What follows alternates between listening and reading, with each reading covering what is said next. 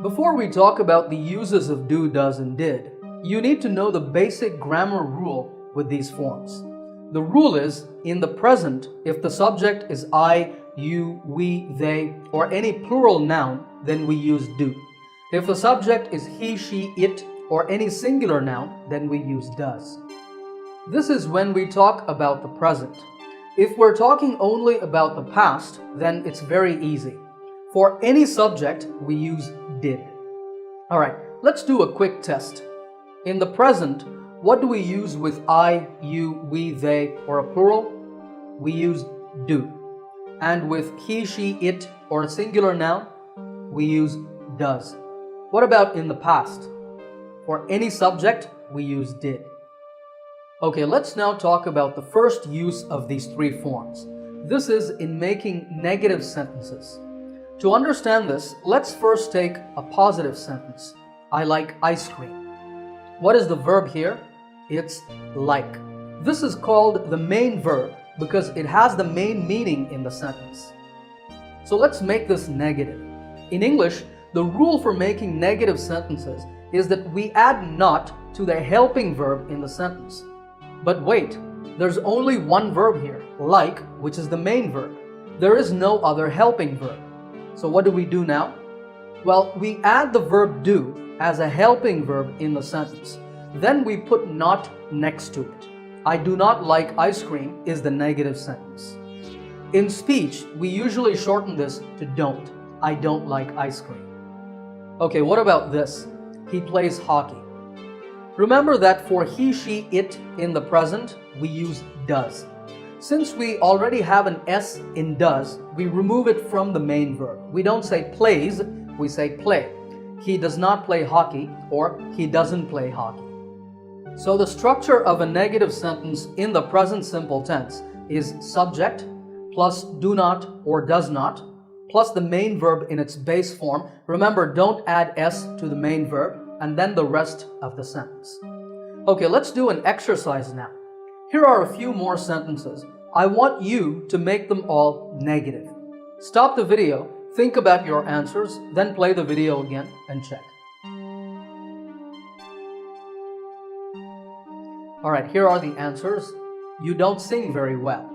We don't travel to South Korea every year. They don't live in a big house. She doesn't want a new washing machine. That piano doesn't look old. Good. Now, these sentences are all in the present tense. Let's quickly talk about what happens when we have past tense sentences. Do you remember the rule for the past tense? That's right, we use did for all subjects. So we just say did not or didn't plus the main verb in its base form. So here are the past tense negative sentences. I've made some slight changes to make them sound natural. If you want, stop the video, read these sentences, and make sure you understand. So this is the first use of do, does, and did, making negative sentences. Let's now move on to the second use, and this is in making questions. Here's an example. I look good in this shirt. Let's make this a question. Once again, the rule is that we need an auxiliary or a helping verb for this. Since the sentence doesn't have a helping verb, we're going to use do. In questions, we put the helping verb right at the beginning of the sentence. So the structure for present simple tense questions is do or does plus the subject plus the main verb in its base form and then the rest of the sentence. So do I look good in the shirt is the correct form. In this sentence, the main verb is look. Now just a quick tip, when you write, don't forget to add the question mark to the end of a question. And here's another example. He walks to school. How do we change this into a question? This time we use does because the subject is he. So does he walk to school is the question. Alright, I have another exercise for you. Here are some more sentences. Stop the video, make questions out of these sentences, then play the video again and check. Alright, here are the answers. Do you speak English? Do we have any homework for tomorrow? Generally, in positive sentences, we use some, and in negative sentences and questions, we use any. Next one is, do they eat meat? Does she work for Microsoft? And finally, does this cell phone have a camera? These types of questions are called yes or no questions because the answer is either yes or no. But to make that answer a little longer, you can repeat the helping verb do or does. For example, do I look good in this shirt? Yes, you do, or no, you don't, sorry. Do you speak English? Yes, I do, or no, I don't. Does he walk to school? Yes, he does, or no, he doesn't. Now, if a question asks about the past, you would use did. Yes, I did, no, he didn't, and so on. This type of short answer to a yes or no question is very common in real-life conversations. Another type of question is one that asks for information using a question word or phrase like what, when, where, why, how much, etc. Just put this word or phrase at the beginning of the sentence before do or does. So, how do I look in the shirt? How many languages do you speak? What homework do we have for tomorrow? Why don't they eat meat? What time does he leave for school? Where does she work? What kind of camera does this cell phone have? Etc. Okay, let's get back to our original questions. Now, all of these are positive. Do you know how to make the questions negative? Just add not before the main verb like you see on the screen. Do I not look good in this shirt? Do you not speak English? If you want to make a contraction in natural speech, then you use don't or doesn't. Don't I look good in this shirt? It's a very confident statement. Don't you speak English? Doesn't she work for Microsoft? And so on. Let's once again go back to the original questions. Now, up to this point, we've talked about questions in the present tense. Making past tense questions is very simple. You just use did in the place of do or does. If you want, stop the video, read these questions, and make sure you understand, then play the video again and continue. Alright, now that you know the basics, let me give you some usage tips for do, does, and did.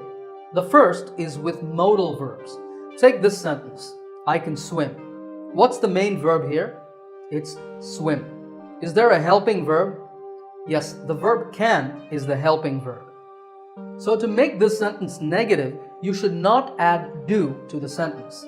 I can swim is not correct because the rule is that you add the not to the helping verb. This sentence already has a helping verb, can. So you can just say cannot or can't. I can't swim.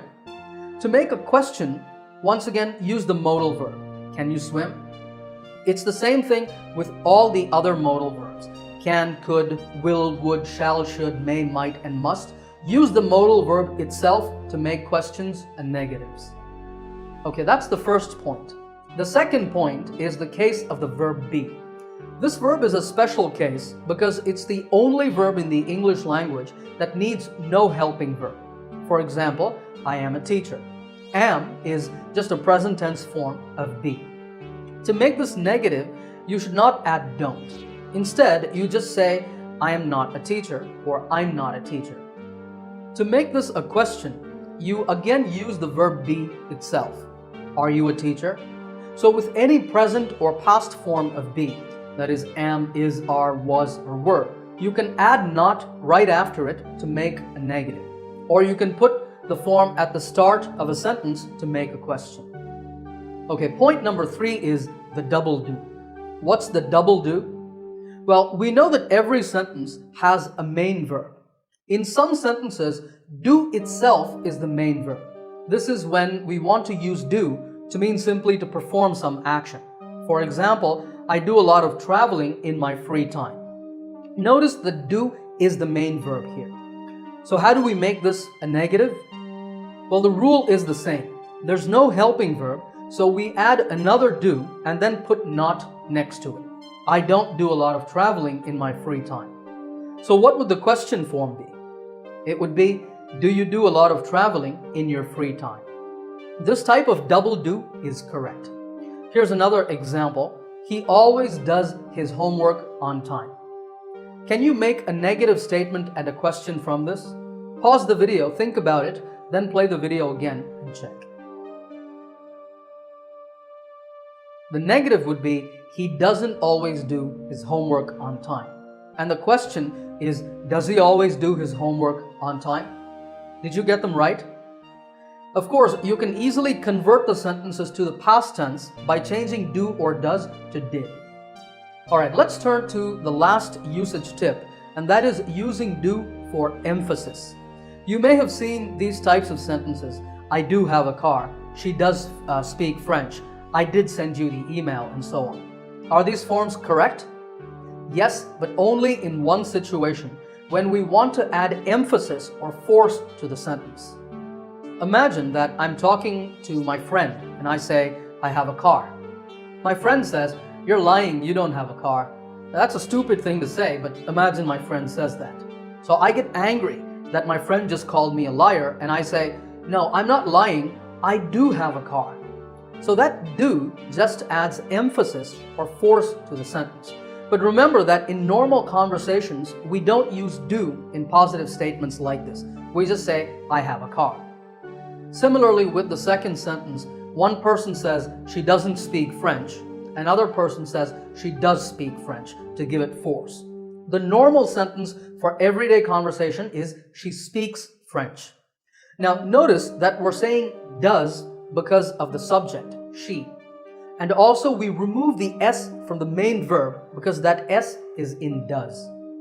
Next, imagine that I'm having a conversation with my boss. My boss says, I told you to send me that email yesterday, but you didn't. And I say, no boss, I did send you the email.